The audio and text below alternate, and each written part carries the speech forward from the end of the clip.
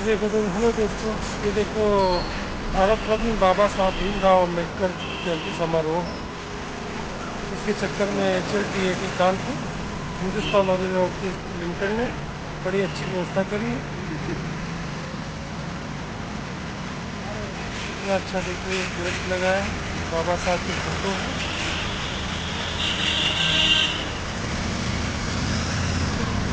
मैं भी जा रहा हूँ।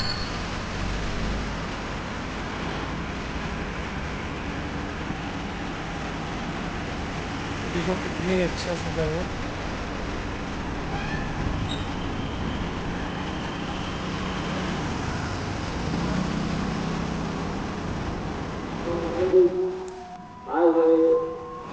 तो देखो गेट के अंदर पहुंच चुका हूँ। ये देखो पूरी कितनी अच्छी सी झालर लगी है, पूरी सजावट है। बाबा साहब को ये और थोड़ा सा पूरा जगमग रोशनी से नहाया हुआ, बहुत अच्छी व्यवस्था की है। जल्दी से आए और बाबा साहब के सम्मान भीमराव अंबेडकर जी की जयंती की। करें। देखो बस लगभग पहुंच चुके हैं।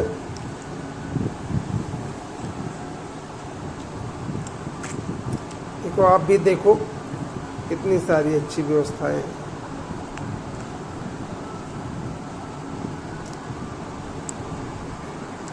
है ना, बढ़िया सी व्यवस्था। आप लोग दोस्तों कमेंट करके ज़रूर बताना कैसी व्यवस्था है बाबा भीमराव अंबेडकर की जयंती की। ये HL कानपुर डिवीज़न ने और बड़े भैया कैसे हैं आप? हमने सोचा पहुंच जाएं कि हमारे बड़े भैया रवि कुमार जी हैं।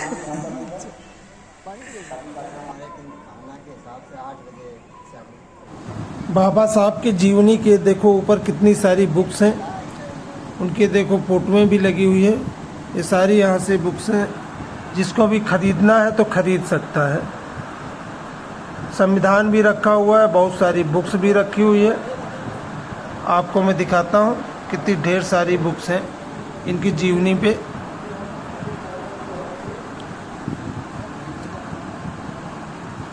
ये देखिए आप भी कितनी सारी इनकी जीवनी पे। चलो मैं चलता हूँ हॉल के अंदर, आपको दिखाता हूँ। ये देखो दोस्तों, बुद्ध बनना और भीम का ये चल रहा है अभी कार्यक्रम बड़े तेजी से।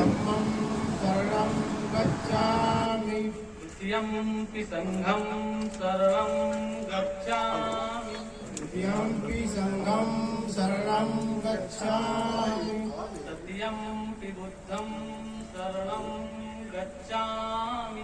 सत्यम्पि बुद्धं शरणं गच्छामि। सत्यम्पि धम्मं शरणं गच्छामि। सत्यम्पि धम्मं शरणं गच्छामि। सत्यम्पि संघं शरणं गच्छामि। सत्यम्पि संघं शरणं गच्छामि। अब पंचशील का पाठ करेंगे हम लोग। हाँ निकल लो,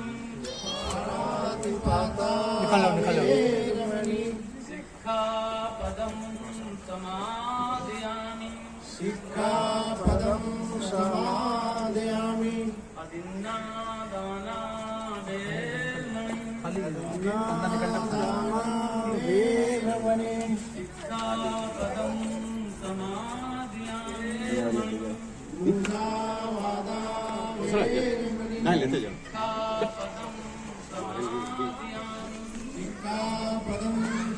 क्या हुआ बड़े भैया? भैया कुछ दे रहे थे? भैया कुछ आपको दे रहे थे? बोलो गंदी बात, बैच नहीं निकाल।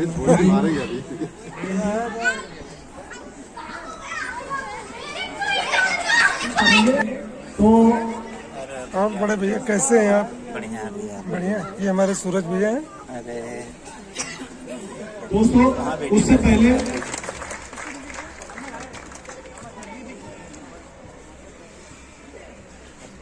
थोड़ा सा नेटवर्क का प्रॉब्लम है, तो जल्दी ठीक हो जाएगा। और बच्ची बड़ी प्रसन्नचित है और अपनी प्रस्तुति आप सबके सामने लेकर आए। देखो बच्चों ने कुछ सांस्कृतिक कार्यक्रम भी पेश किए हैं, आप भी देखो कितना अच्छा कार्यक्रम है, आपकी भी मन खुश हो जाएगा। छोटे छोटे बच्चे हैं।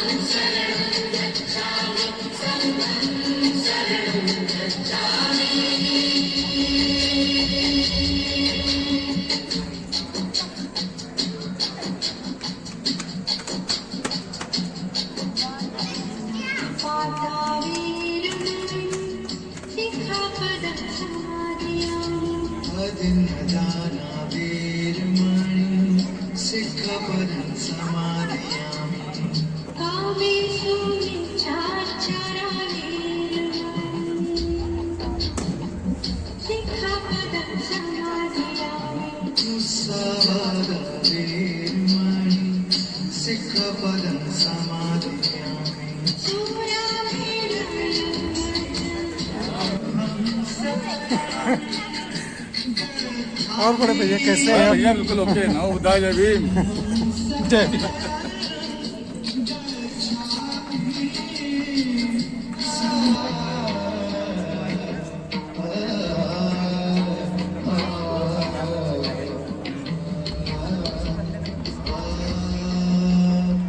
जोरदार ताली आएगा। बहुत खूबसूरत प्रस्तुति, बहुत बहुत धन्यवाद। बेटा आ जाओ आ जाओ। वेरी गुड बेटा, वेरी गुड।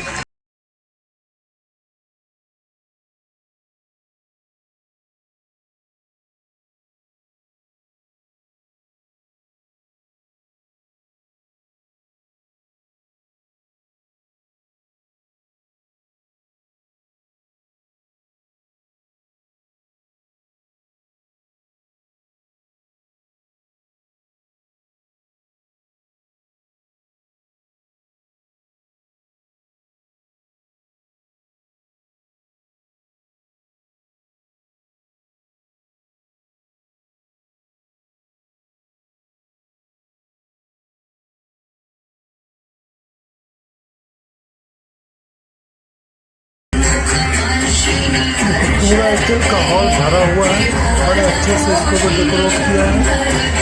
एक समय था इसमें मूवी चलती थी, लेकिन अभी सांस्कृतिक कार्यक्रम या इस तरह से जो भी फंक्शन होता है यहाँ पे होता है। बहुत ही अच्छा ये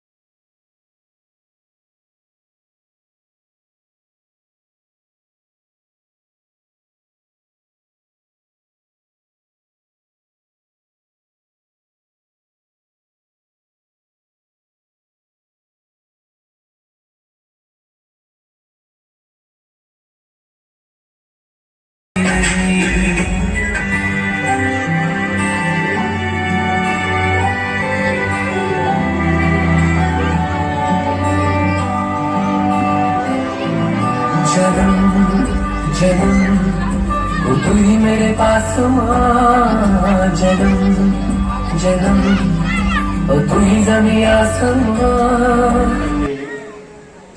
137वीं जयंती के अवसर पर आयोजित आज के इस कार्यक्रम के मुख्य अतिथि श्री भारत एकनाथ बागमारे जी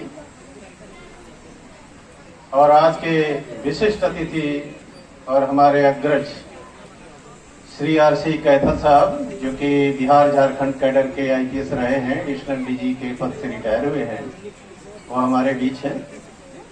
श्री एस.के. गौतम साहब, AGM DOR lead, Shri Rajkumar ji, AGM planning, Shri A K. Shakyawar ji, DGM IMM, Shri Sugata Datta ji, DGM HR, Shri Deepak Gupta ji, CM test lab एवं अध्यक्ष officer association HN Kanpur, Shri Narendra Kumar ji, CM design, Shri Ramesh Chandra ji, DGM design, Shri Aditya Gupta ji, अध्यक्ष श्रमिक संघ, और यहाँ पर उपस्थित हमारे मित्र अधिकारी, वरिष्ठ अधिकारी, अधिकारीगण, उनके संभ्रांत परिवारजन और जितने भी इस कम्युनिटी हॉल में लोग दर्शक दीर्घा से लेकर नीचे तक बैठे हुए हैं। आज का ये जयंती के अवसर पर मैं आप सबका वंदन अभिनंदन करता हूँ। सर्वप्रथम मैं तथागत गौतम बुद्ध को कोटि कोटि नमन करता हूँ। तत्पश्चात मैं भारत रत्न ही नहीं अपितु विश्व रत्न बाबा साहब भीमराव अम्बेडकर को सहृदय नमन करता हूँ और आज के इस पावन पुनीत जयंती के अवसर पर मैं आप सबको हार्दिक शुभकामनाएं देता हूँ। बाबा साहब भीमराव अम्बेडकर का जन्म एक ऐसे काल में हुआ था जब चारों तरफ सामाजिक कुरीतियां, अंधविश्वास, असमानता, गुलामी, शोषण, अत्याचार, उत्पीड़न का चारों तरफ बोलबाला था। वर्तानिया हुकूमत थी यहाँ पे। इस देश को उन्होंने गुलाम बना के रखा था। उसके पहले भी गुलामी का दौर आ रहा था मुगलों, और पहले भी कविशक आए, होड़ आए, यवन आए, मंगोल आए, मुगल आए, तुर्क आए, पुर्तगीज आए, स्पेनिश आए, अंग्रेज आए। ये सिलसिला बहुत जमाने से चला आ रहा था। इतिहास इस बात का गवाह है, जितना गुलामी का शिकार हमारा देश हुआ, एक के बाद एक, उतना शायद किसी दूसरे देश के इतिहास में नहीं दिखाई देता है। लेकिन बाबा साहब भीमराव अम्बेडकर को जब संविधान बनाने का वक्त मिला, अवसर मिला, उन्होंने एक ऐसा सशक्त संविधान बनाया जो दुनिया के सर्वश्रेष्ठ संविधान का दर्जा हासिल किया और उसमें सारे धर्मावलंबियों को, विभिन्न भाषा भाषियों को, नाना प्रकार के संस्कृतियों के लोगों को, सबको एक सूत्र में पिरोने का काम भारतीय संविधान के जरिए कर दिया। उसका परिणाम यह निकला कि देश अब दोबारा गुलाम नहीं होगा। सरहद तक आए, हमले हुए, चीन के हुए, पाकिस्तान के हुए, कई बार हुए पाकिस्तान के हमले, लेकिन ये देश गुलाम नहीं हुआ। सरहद से उनको वापस बैरन लौटना पड़ा। हमारी सेनाओं ने उनका डट के मुकाबला किया है। इसका श्रेय जाता है बाबा साहब भीमराव अम्बेडकर के संविधान को। बाबा साहब ने सबसे ज्यादा जोर दिया इस देशवासियों के लिए कि सबसे ज्यादा शिक्षा पे प्राथमिकता दीजिए। आप एक रोटी खाइए लेकिन बच्चों को पढ़ाइए, उच्च शिक्षा दीजिए। लेकिन शिक्षा की परिभाषा पे उन्होंने बहुत साफ साफ दो बातें कही थी। पहले चीज ये कही थी कि ये मत समझ लेना कि तुमने इंटर हाई स्कूल कर लिया तो तुम शिक्षित हो गए। उच्च शिक्षा के बगैर तुम शिक्षित नहीं कहलाओगे। और उच्च शिक्षा का मतलब MSc, PhD, DSC, MA, PhD, LLB, LLM, इस तरह की जब तक डिग्री आपके पास नहीं है तो आप शिक्षित मत समझना अपने को। दूसरा क्लैरिफिकेशन उन्होंने ये दिया था कि अगर आप शिक्षित हो तो शिक्षा के दौरान जो आपको नैतिक मूल्य मिले हैं उनको आप दैनिक जीवन के आचरण में उतारते अगर हैं तो आप शिक्षित हैं, वरना नहीं है। पता चला कि हम एलएलबी भी हैं, अंधविश्वास को लेकर ढूंढ रहे हैं, पाखंड ढोंग को लेकर ढूंढ रहे हैं। वो कहते थे साफ साफ जो शिक्षा वैज्ञानिकता और विश्लेषणवाद नहीं लाती है, तार्किकता नहीं लाती है, वो शिक्षा नहीं हो सकती। कहते हैं जब नदी की धारा बहती है तो मरी हुई मछलियां धारा की दिशा में बह जाती हैं और बहते बहते विलुप्त हो जाती हैं, उनका पता नहीं चलता गई कहाँ। लेकिन उसी धारा में जो जीवित मछलियां होती हैं धारा की विपरीत दिशा में भी ताकत से चलती हैं और अपने के जीवित रहने का प्रमाण देती हैं। ठीक वही हालात है अंधविश्वास रहित वैज्ञानिक शिक्षा का। वो हर धारा के विपरीत चल सकता है, चाहे जितनी भी प्रतिकूल परिस्थितियां आए, चाहे जितना भी कोई उसके खिलाफ धारा बह जाए, लेकिन वो अपना दिशा और दशा दोनों के साथ बना रहता है शिक्षा के बलबूते पे। तो शिक्षा को सबसे ज्यादा जोर देने की जरूरत है हम सारे लोगों को, क्योंकि शिक्षा के बगैर कुछ भी नहीं है, जीवन अधूरा होता है। कहते हैं बाबा साहब शिक्षा वो माध्यम और टूल है जिससे पूरी दुनिया को बदला जा सकता है। देश को तो छोड़ दीजिए, एक समाज को छोड़ दीजिए, समाज और देश को बदलना है तो शिक्षा को जोड़ देने की जरूरत है।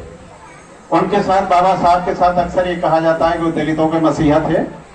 होता यह है कि जब आदमी किसी के बारे में अध्ययन पूरा नहीं कर पाता है तो कमेंट बिना जाने देता है तो कमेंट गलत हो जाता है। कोई भी राय टिप्पणी तभी देनी वाजिब और मुनासिब और सम्यक होती है जब उस बारे में पूरी तरह अध्ययन कर लिया जाए। बाबा साहब को उठाकर देखिए, भारत के संविधान को तो टोटल 395 अनुच्छेद लिखे हैं उन्होंने, लेकिन केवल 10 अनुच्छेद ऐसे हैं, अनुच्छेद 14, 15, 16, 17, 330, 300 शिक्षा ग्रहण करने के लिए स्कूल जाने की परमिशन नहीं थी, नौकरी की परमिशन नहीं थी, राजनीति में जाने की परमिशन नहीं थी। बाबा साहब ने उनको पूरा हक दिलाया, समानता दिलाई, स्वतंत्रता दिलाई, लिंग भेद विरोधी आर्टिकल संविधान में लिखा, एक्ट बनाया, हिंदू कोड बिल निकाला। उन्होंने हिंदू कोड बिल को पास कराने की बड़ी कोशिश की 1948 में। सरकार डर गई थी, आगे चुनाव आने वाला है और शास्त्र और शस्त्र से बहुत लोग डरता है, राजनीतिक लोग भी डरता है। उनको कह दिया शास्त्र में लिखा है ये चीज आप बदल नहीं सकते, ये परमानेंट है, ईश्वर ने लिखा और डर गए। 51 में बाबा साहब ने उसी हिंदू कोड बिल को बोला पेश करना होगा फर्स्ट लॉ मिनिस्टर के रूप में। नेहरू की सरकार डर गई थी कि चुनाव आने वाला, फिर भी पेश हुआ, पास नहीं हुआ। जब लौट आया तो बाबा साहब ने बहुत दुखी होकर के कहा था कि भारत का संविधान लिखने में जितनी मुझे खुशी हुई थी उससे ज्यादा हिंदू कोड बिल बनाने में खुशी हुई थी। लेकिन अगर भारत का संविधान जितना पास होने में खुशी आई, अगर ये पास हो गया था तो मैं ज्यादा खुश होता, लेकिन दुख इस बात का है कि ये पास नहीं हुआ है। नेहरू ने कहा था तत्कालीन प्रधानमंत्री जी ने कि आपने बड़ी मेहनत से किया है, मैं इसको पास कराने की कोशिश तो करूंगा, आज मैं नहीं कर पा रहा हूं। लेकिन यह कि कुछ साल के बाद बाबा साहब ने कहा था कि आप लोग की समझ में आएगा और आप लोग करोगे और इसमें देश की समाज की सारी महिलाओं की तरक्की होगी। और हुआ यही, उनके जीते जी ही लॉ मिनिस्टर से तो रिजाइन कर दिया। इंडिया की हिस्ट्री में ऐसा कोई उदाहरण नहीं है जो व्यक्तिगत कारणों को छोड़ करके संपूर्ण महिलाओं के लिए रिजाइन किया हो लॉ मिनिस्टर के पोस्ट से। फर्स्ट लॉ मिनिस्टर होते हुए बाबा साहब भीमराव अम्बेडकर ने रिजाइन किया। मैं साफ तौर से कहना चाहता हूं कि जितनी महिलाएं हमारे आज यहाँ बैठी हैं ये बाबा साहब के संविधान की देन है, हिंदू कोड बिल की देन है। एज इट इज पास किया, 4 हिस्सों में पास किया। औरतों को विवाह का अधिकार अपनी मर्जी का नहीं था, उनके दोनों तरफ के माँ बाप जो है जिसको तय कर दिया अच्छा या बुरा उनको निभाना पड़ता था। बाल विवाह था, बहुत छोटे पे शादी हो जाती थी, बड़े होने का नंबर नहीं आता था, फिर बाद में गौना होता था। आदमी उसका मार रहा, पीट रहा, शराब पी रहा, खाना नहीं दे रहा, कुछ बोलने का अधिकार नहीं था। अगली चीज ये थी कि बहु विवाह की प्रथा बहुत गंदी थी, एक आदमी 4 औरत रखता। किसानों के लिए भी बाबा साहब ने बहुत काम किया। उन्होंने कहा इनको फर्टिलाइजर सरकार दे, पानी बिजली सस्ती या मुफ्त दे, इनको जो है ज्ञान दे वैज्ञानिक खेती का, इनको ट्रेनिंग दे, तब जाके वैज्ञानिक खेत करेंगे तो पेट भरेगा, वरना अन्न से पेट भरने वाला नहीं है। जरा सा अनाज होता है, जरा सी खेती होती है और समूचा देश भूखा रहता है। साल के 12 महीने में 6-6 महीने अकाल होता है, बाढ़ होता है, सूखा, तमाम प्राकृतिक आपदाएं आती थी। और उन्होंने कहा कि इस देश में सिंचाई के लिए योजनाएं पिघल जाएगा मोम की तरह। वो बुक इंडिया में तो नहीं चलती दुर्भाग्य से, लेकिन कोलंबिया यूनिवर्सिटी में टेक्स्ट बुक के रूप में चल रही, वहां पे पढ़ाई जाती है। वहां लोग पढ़ते हैं जो उस बुक को तो कहते हैं कि इंडिया में एक ऐसा भी हस्ती था और वो यहाँ का स्टूडेंट भी रहा है। वहां तो सबसे टॉप मोस्ट स्टूडेंट के नाम पे बाबा साहब का नाम है, मूर्ति भी लगी हुई, चित्र भी लगा हुआ है और सिंबल ऑफ नॉलेज भी माना गया। वर्ल्ड नॉलेज की थी, आज तक पूरी दुनिया में दूसरा कोई हुआ नहीं जो 32 डिग्री या उसके आसपास लिया हो। किसी ने 2, 3, 4, 5 तक की डिग्रियां लेते लेते भाग निकला है शिक्षा जगत से। और सबसे बड़ी ये थी कि बाबा साहब भीमराव अंबेडकर का एडमिशन 7 नवंबर 1900 ईस्वी में सतारा के गवर्नमेंट कॉलेज में हुआ। तब से लेकर के परिनिर्वाण जो उनका हुआ है 6 दिसंबर 1956 को, लेकिन 1953 तक जो है फॉर्मल एजुकेशन लिया उन्हें, आखिरी उस्मानिया यूनिवर्सिटी से लिया। और उसके बाद फॉर्मल जो एजुकेशन था वो रुक गया था क्योंकि उनका हेल्थ वगैरह ठीक नहीं था, न्यूरोपैथिक पेन पैरों में होने लगा था, शुगर बहुत ज्यादा डेवलप हो गया था, वरना शायद और भी डिग्रियां ले जाते, 32 के आगे जाते। तो मैं संक्षेप में ये बता रहा था कि बाबा साहब की जयंती मनाने का तात्पर्य होता है हम उनके जीवन संघर्ष की जयंती मना रहे हैं, हम उनके विचारों की जयंती मना रहे हैं, हम उनके सिद्धांतों की जयंती मना रहे हैं, और दिन प्रतिदिन के व्यवहार में उनके द्वारा दर्शाए गए मार्ग का अनुगमन करें, तभी जाकर के जयंती सफल सार्थक होगी। केवल नारा लगा दें, केवल भाषण सुन लें, भाषण दे दें, इतने तक रखें या मनोरंजन तक सीमित कर दें तो शायद इस जयंती के साथ हम इंसाफ नहीं कर पाएंगे। इन्हीं के साथ मैं आपको एक बार आभार प्रकट करता हूं कि आप लोग अपने घर बार छोड़ करके इस कार्यक्रम में शामिल हुए। हमारे HL विद्यालय के जो होनहार बच्चों ने सुंदर प्रस्तुति दी है, और हमारा जो HL विद्यालय का टीचर्स टीम है वो हर साल हरनिश प्रयास करके इस कार्यक्रम के सांस्कृतिक कार्यक्रम को सफल बनाने में यहाँ योगदान देते हैं। और हमारे SC/ST वेलफेयर एसोसिएशन कल्पना जी और उनकी टीम जो है हर साल बेहद मशक्कत से इस काम को कराती है, और जो सहयोग मिलता है प्रबंधन से, मैं सबका सम्यक रूप से, समवेत रूप से आभार प्रकट करते हुए जय भीम, जय भारत, जय संविधान के साथ समापन करता हूँ। इन्होंने बहुत अच्छे से जानकारी दी है बाबा साहब के बारे में। इनके लिए ढेर सारी तालियां होनी चाहिए। जीवनी पर निसंदेह हम इससे प्रेरणा लेंगे और हम आपकी बताई हुई और बाबा साहब के जीवन से, संघर्ष से सीखते हुए आगे बढ़ने का प्रयास करेंगे। मित्रों, इसी श्रृंखला में, इसी कड़ी में हमारे बीच उपस्थित हैं विशिष्ट अतिथि के रूप में श्रीमान RC Kaithal sir, ex-IPS ADJ police Bihar. में चाहता हूं कि जोरदार तालियों से उनका स्वागत किया जाए, और जोरदार तालियों से उनका स्वागत किया जाए। Welcome sir, most welcome. आप आए और आशीष वचन के रूप में हम सभी को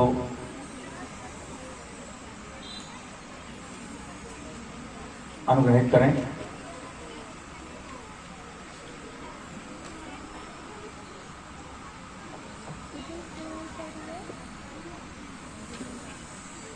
आज भारत तक बोध बाबा साहब डॉक्टर भीमराव अम्बेडकर की 133वीं जयंती के इस अवसर पर HL के प्रांगण में आयोजित कार्यक्रम में मुख्य अतिथि की हैसियत से उपस्थित श्री बागमारे साहब, मेरे अभिमित्र और विद्वान अनुभवी प्रशासक श्री चंद्रहास जी, जो अभी मेरे पूर्व वक्ता थे,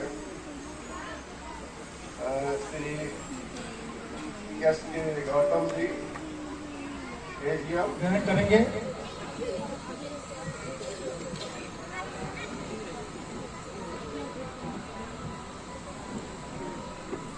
और सभी लोग धैर्य का परिचय देते हुए पूरा उद्बोधन सुनेंगे, मुझे पूरा विश्वास है। Welcome sir.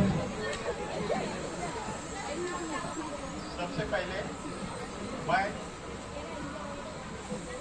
पूजनीय गौतम बुद्ध जी के प्रतिमा को नमन करता, कोटि कोटि नमन करता हूँ।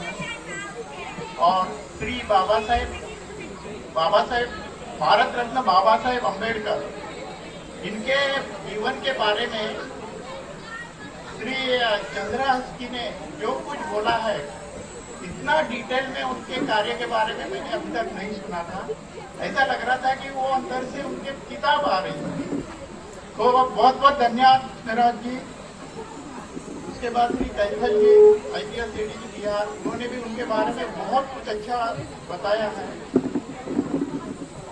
भारत रत्न बाबा साहेब अम्बेडकर, इनके बारे में एक सुपर आत्मा थे, जहाँ पे एक सुपर पावर जो रहती है। श्री कृष्ण ने बोला है कि जब जब ये दुनिया में बहुत कुछ अन्याय होते रहता है, उस वक्त मैं जन्म लेता हूँ। मैं बोलता हूँ एक भगवान का एक सुपर पावर ने उस समय में जन्म लिया था जिस वक्त इस समाज को जरूरत थी। वक्त बाबा साहेब अम्बेडकर का जन्म हुआ उस वक्त इंडिया में बहुत कुछ सामाजिक असमानता पड़ी। कुछ लोगों को आज अछूत, किसी को पानी नहीं पीने दिए जाते थे, पानी पीने के लिए अलग बर्तन रखे जाते थे, कोई कुएं में से पानी भरना भी उनके लिए बहुत बड़ा ये था। तो बाबा साहब के गुरु श्री ज्योतिबा, महात्मा ज्योतिबा फुले, उन्होंने भी इसके लिए बहुत कुछ कार्य किया। उन्होंने जो स्त्रियों के लिए स्कूल बनाने के लिए सावित्रीबाई फुले, ये दोनों ने भी इसके साथ कार्य किया। उनका ये कार्य आगे बढ़ाने के लिए श्री बाबा साहेब अम्बेडकर ने बहुत ही अच्छा काम किया। वो जो जिस जाति में पैदा हो गए उस जाति का बहुत सारे लोग नीचे की जाति की समझा जाता। उनके छुए नहीं जाते थे, उनको खाना खिलाना है तो बाजू में बिठाया जाता था। ऐसे इसमें कि बाबा साहब रहे, उनको ये देख के बहुत दुख हो गया। तो ऐसे समाज में रहने के बाद, क्योंकि आदमी जब पैदा होता है सबका या बकेट को छुआ तो फिर से वो पानी फेंक देते थे और नहाते थे, नहा के फिर पूजा करते थे। तो ये जो आदमी एक सब ने भगवान ने पैदा किया हुआ है, उसमें असमान रहना बहुत बड़ा ये था। तो ये सब देखते देखते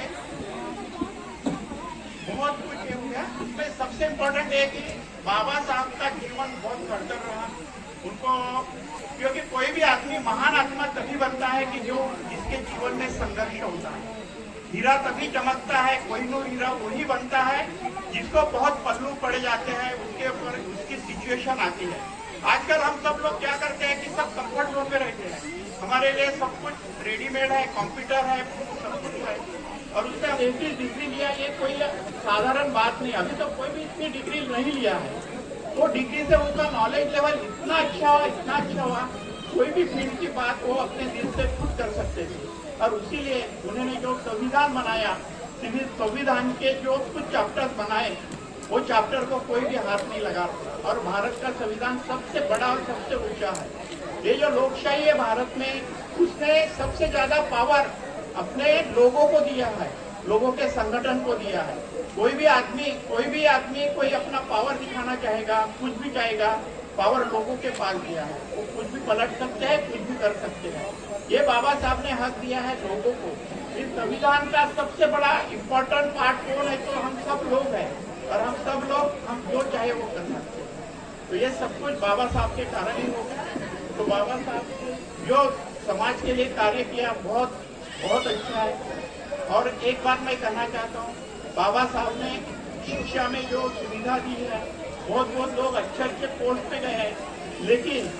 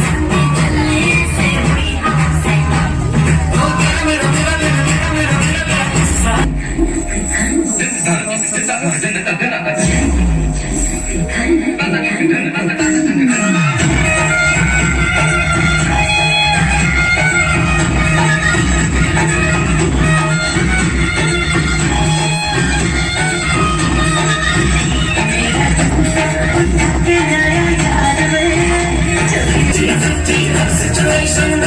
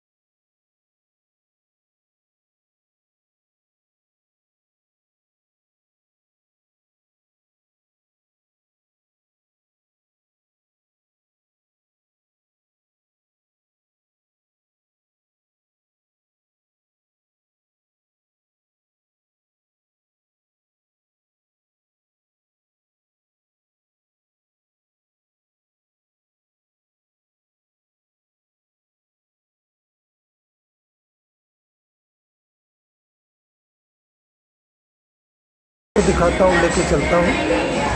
देखो मैं चल रहा हूँ बाबा साहब की प्रतिमा की तरफ, जो बहुत ही विशाल प्रतिमा है। आपको चलता हूँ, दिखाता हूँ कि इतनी विशाल प्रतिमा। ये मेरा दोस्त है साथ में। ये देखो भारत रत्न बाबा साहब जी की मूर्ति के लिए बोर्ड लगा हुआ है। जा रहे दोस्तों बाबा साहब की मूर्ति पर, क्या विशाल प्रतिमा है। देख लीजिए सजावट, बहुत सारी लाइटिंग है।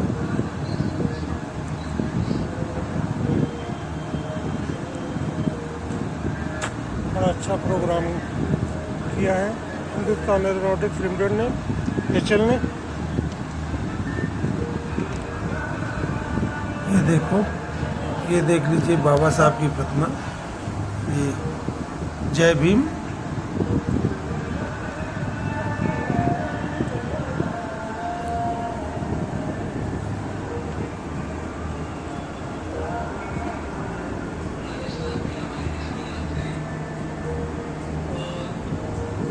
विशाल प्रतिमा है दोस्तों, बड़ा अच्छा से सजाए हैं। हमारे HL मैनेजमेंट की ये सारी व्यवस्थाएं, वहाँ के वर्करों की व्यवस्थाएं।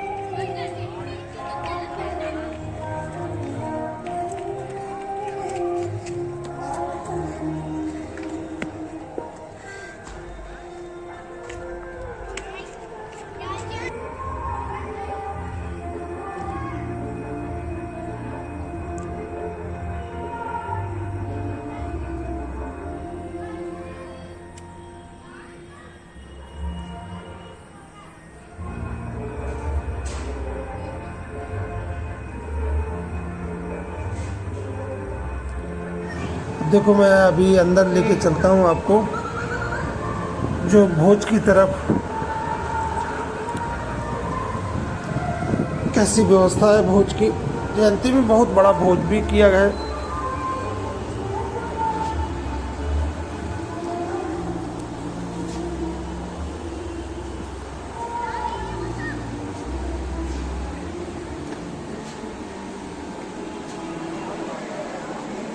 ये देखो बड़े भैया हमारे सुधीर जी हैं, ये बुक्स देख रहे हैं।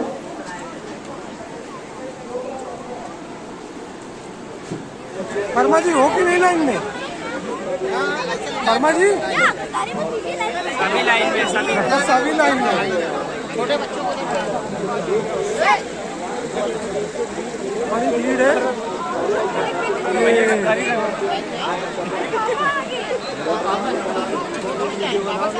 हाँ तुम्हें तो पूछ रहा था है कि नहीं वर्मा, अपना है वर्मा लाइन में लगे रहना है। ये संतोष भाई भैया कुछ मिलेगा? प्लेट मिलेगी, ये लाओ भैया प्लेट है। चलो प्लेट मिल गई दोस्तों। देखो सारे लोग प्रॉपर भोज के लिए लाइन लगाए हुए हैं। बड़ी अच्छी व्यवस्था, सारे लोगों के अलग अलग काउंटर बने हुए हैं, महिलाओं का अलग और जेंट्स का अलग। सारे लोग प्रॉपर खाने में कोई किसी को दिक्कत नहीं, सारे लोग आसानी से खाना ले पा रहे हैं।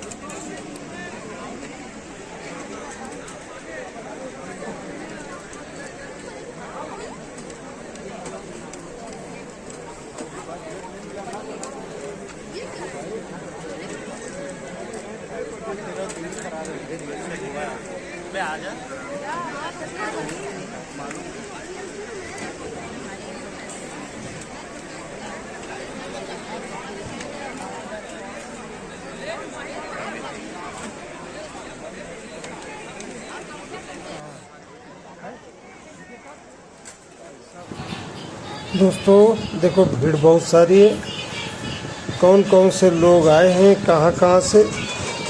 अगर वीडियो आप तक पहुँचता है तो कमेंट करके ज़रूर बताएं कि कार्यक्रम कैसा रहा।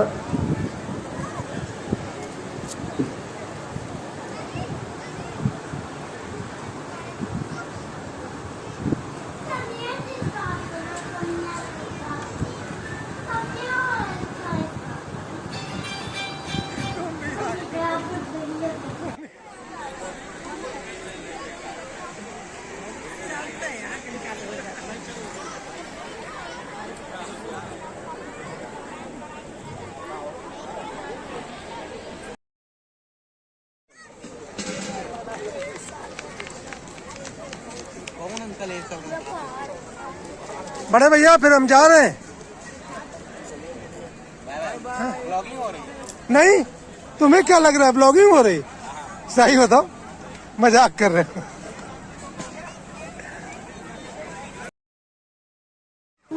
बड़े भैया को देखो, अभी लग रहा था कि ब्लॉगिंग हो रही है, तो ब्लॉगिंग तो हो ही रही है।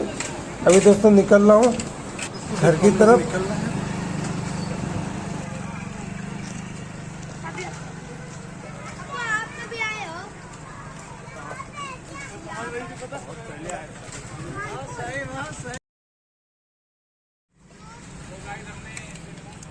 हमारे बड़े भैया वर्मा जी जाएंगे आप? ये देखो भाई, कर दो यार सपोर्ट, लाइक करें, शेयर करें। पहले फोटो में भाई लोगों के पास है। चलो ठीक है, मिलते हैं। हमें लगा ना हो गया। नहीं, हम खाना हम खाते ही। तो प्रोग्राम तो खैर बहुत बढ़िया है भाई। बच्चे न है अंदर। मैडम है, मैडम है। मैडम हमारी नहीं आई, हम अकेले आए। अच्छा। तो हमने कहा चलो। अच्छा लगा? हाँ, प्रोग्राम अच्छा लगा। आपको कैसा लगा? वीडियो पहुंच गया। पहुंच जाएगा वीडियो भाई। वीडियो पहुंच गया हमारे पास। पहुंच गया। चलो हम भी चलते हैं।